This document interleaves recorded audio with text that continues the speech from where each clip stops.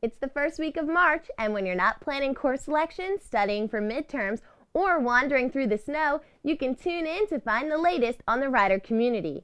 It's all here on Rider right now.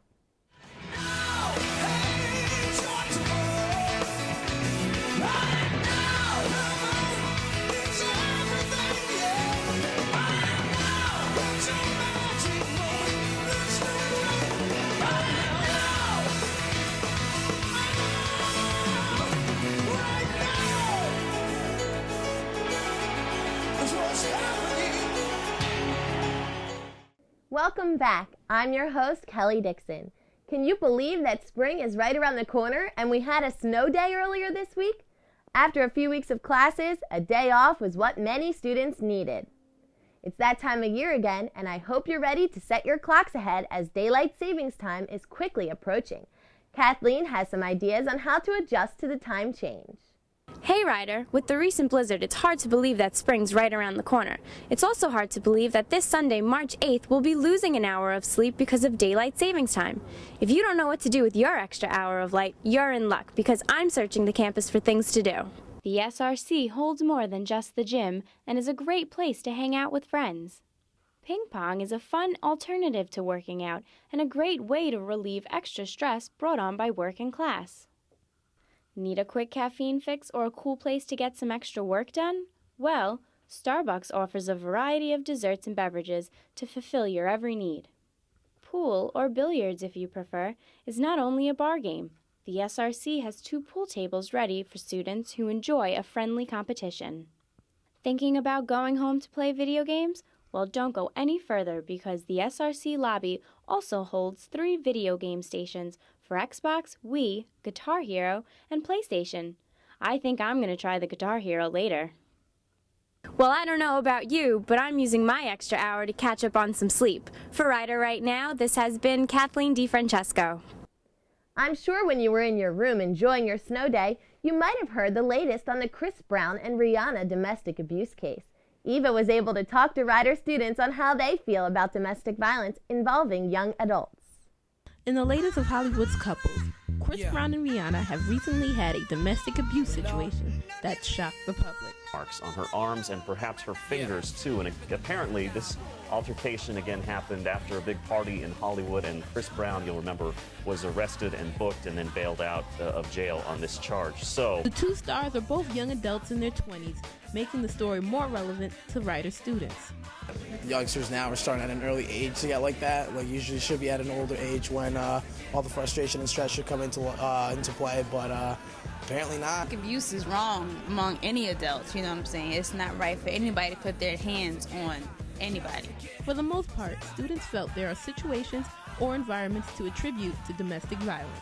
That goes on between boyfriends and girlfriends, and when they're drinking a little bit after a college party, might get a little heavy in that sense, but other than that. Very dependent personalities, people with low self-esteem, people who should be in therapy usually end up being in abusive relationships. Students feel if you're in this situation, get help and get out. I think it's stupid that people stay in relationships when they're being hurt, not only physically, probably emotionally. It shouldn't happen, but if it does, you should GTFO and not be like Rihanna and go back to him, because then it turns into Ike and Tina version 2.0. This is Eva Dela Cruz reporting for Rider Right Now. Domestic violence is an issue that is always relevant in our community. For more information on domestic violence, visit ndvh.org, the national hotline for domestic abuse. We at Rider Right Now feel it's important for you as students to stay involved and aware in the changes and issues in our government. So Gina Grasso has the latest report on President Obama. As the presidents change, so do the times, and right now it's hard to tell if things are getting better or worse. I think he's great. I'm actually behind Obama all the way. I think he's doing a good job so far. It's hard to tell. I mean, everything is kind of, lingering right now, but I really think, I hope things turn around. I'm going out into the job market soon. Obama is the future. He's change and he's hope. Since the recession began 11 months ago, our economy has lost 2 million jobs. This week, President Obama and Vice President Biden announced the release of an initial $26 billion from the American Recovery and Reinvestment Act. This act will give money to states and local transportation authorities so that they may begin work building and repairing highways, roads, and bridges. It's estimated that these investments will create or save 150,000 jobs between now and the end of 2010. I think he's taking a lot of action, and that's a lot more than happened in the past decade. I think it's really different, and I think it's going to help our economy a lot. Hopefully what he is doing will help. You know, there is a 30% chance, they say, that it might not work, but it's better than doing nothing. Pulling troops out of Iraq also seemed to be on Rider students' minds. The 44th President of the United States has vowed that the withdrawal plan will extract most of the 142,000 troops now in Iraq by the summer of next year, leaving 35,000 to 50,000 to train and advise Iraqi security forces. I think if he puts them back into Afghanistan, that's fine. I don't feel that we still need to be there. I got some friends over there, so that's really good that we have some people coming back over home. I think it's a good idea. Been waiting for it to happen for a while. The president has now been in office for 6 weeks and still has a majority of Rider students on his side, despite the 20% plunge of his approval ratings, leaving him at 60%.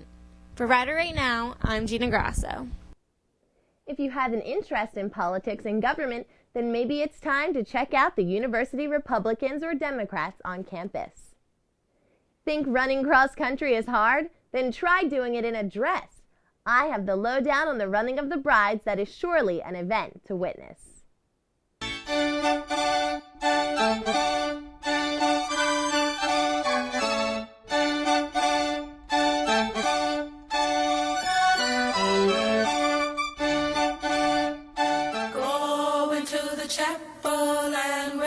Hey Ryder, I'm here at Filene's Basement in New York City, where today a huge annual event is going down. Women are lined up around the block and have been here since midnight last night. That's right, there are thousands of designer dresses at low prices, and they are here to find the perfect one for them. The Running of the Brides, hosted by Filene's Basement, attracts excited brides from all over the country and some from others, all knowing exactly what they're looking for and each with a distinct plan for how to get it. We're from Baltimore, so we came in last night on the bus and we got in line about 5 o'clock this morning. I'm looking for strapless, white, a size 6, ivory, strapless, drop-waisted. Our plan of action is to separate, grab as much as we can, and then find each other together and start trying on. We all have different positions on the team, so my mom's job is to dress me. The two tallest, my matron of honor, my maid of honor, and my sister are going to grab dresses. My great aunt is going in to reserve our space, and my godmother is the boss. A dress is not the only thing one blushing bride will be taking home. We're with Wedding Sweethearts. We're giving away $10,000 worth of Wedding Sweethearts. If you can find the silver, sterling silver heart in your packet, we're giving away little packets. I think I have any on me. We have our gentlemen walking around. They're in tuxedos acting as grooms, and they were passing it out to all the women. They're allowed to grab as many as they want. We've got boxes circulating throughout the day. Hopefully someone can find the winner. To keep it fair, dresses are not organized in size order, but the staff must be in order to control the chaos. It's not too much of a setup. You take all the dresses, throw them on the rack, wait for the women to get crazy. You see how they are outside. There's the best deals you can possibly get here. I mean, you can get a $5,000 dress for like $600. So these women love these dresses. Doors opened at 7:45 and the anxious brides were released for shopping at 8 a.m.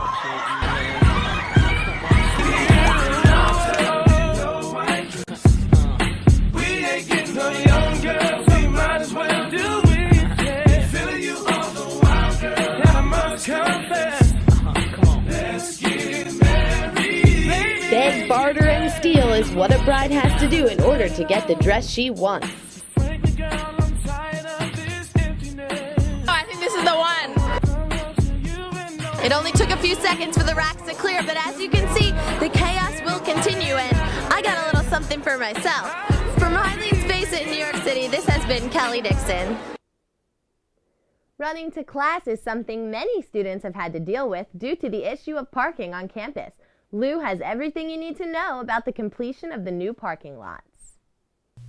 Ryder recently completed construction on a new 270-space lot located behind Poiter Residence Hall. We need to reorganize parking to get better parking for not only the students but for the faculty and staff also, because many times the faculty and staff can't find parking in their lots as well. The new lot behind POITA is actually closer to the Fine Arts Building and makes easier access. It's going to take time for people to readjust, and we're going to be working with the SGA on who parks back there in the future and how it all works. And so we're going to, what we did this year was a temporary fix, and next year we'll actually have a better plan we work with all the constituencies, students, faculty, and staff. There are also plans for new lots behind West Village and on the Westminster campus. There is separate parking for the West Village. The West Village residence hall is going to come with 149 new parking spaces as well. Plus, we'll get some additional paved that you've seen already by the Greek behind the fraternity houses. So there's additional paving that was done in order to expand the parking lot back there to connect some things. The interesting thing about about both of the new parking lots is that the surface that's made is a green surface, so that it's porous. And the water can flow through it, be collected in a basin, and then be filtered so it doesn't create any pollution. There is a plan for to build some more lots over on the Westminster campus, and we're in the process of going to the planning board and talking to the planning board about that right now. So there is the chance on the Westminster campus, but for right now I think we've got all we can handle. For Rider Right Now, this has been Lou Romano. To learn more about Rider's various facilities projects, including parking, visit Rider's website. As spring break gets closer and closer, we're reminded that it's almost swimsuit season. If you'd like to look your best, check out Olivia's tips on eating healthy without breaking the bank. Although there may be snow on the ground, it's still important to eat healthy and prepare ourselves physically and mentally for bikini season. If eating healthy wasn't hard enough already, it's even more complicated on a college campus where food sources are limited to fried foods and tons of calories.